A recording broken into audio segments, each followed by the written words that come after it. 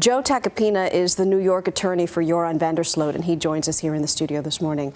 Mr. Tacopina, good morning. Good morning, Maggie. Do you know where Joran is this morning? No idea. There are reports that he was spotted going into Chile and maybe traveling into Argentina.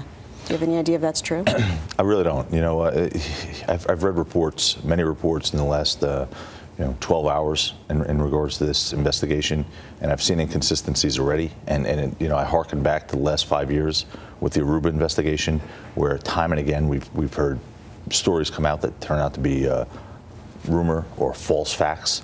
And I think you just have to be wary of that when you're dealing with Joran van der Sloot and this saga. In this case, though, you don't know if he's innocent or guilty. Oh, I certainly don't, and I want to be clear about that. I mean, I'm not taking a position that he's being wrongly accused, if he's being accused. I've heard that there's an arrest warrant. I've heard that there's not an arrest warrant. What I do say is that Joran van der Sloot's an easy guy to point the finger at. He's a popular suspect. He's someone who, people believe, people have very strong opinions about this, that he got away with murder, literally, in Aruba, which the evidence says otherwise. The judges have said otherwise.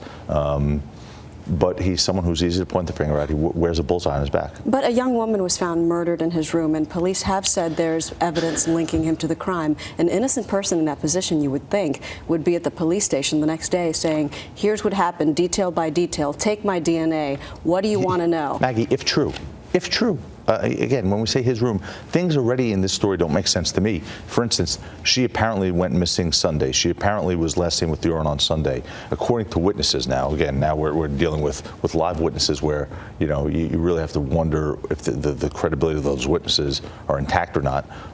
You have now stories or allegations where she's allegedly seen going into his room on Sunday night. He's allegedly seen leaving 5 hours later alone, leaves the country either the next morning or later that day, and she's not found till Wednesday in the room. I get that we don't know. Did they not clean the room for 4 days? I get that we don't know all the pieces yet. Well, we don't know all the details yet. But I have to tell you, I feel like I'm having deja vu, because I was in Aruba a few years ago when he was rearrested for the crime there, and attorneys were telling me the same thing that you're telling me. And what happened? But don't you think it's incredibly unlikely that the same young man, under the same circumstances, could be wrongly accused of murder twice? Well, yes, I do. Okay, I absolutely do. But again, I think we need to see these facts develop a little bit more. The stories I'm hearing, some of them are not plausible, and some of them are so inconsistent that they can't be true. I just don't know what happened. But let's remember one thing. He was never actually indicted in Aruba.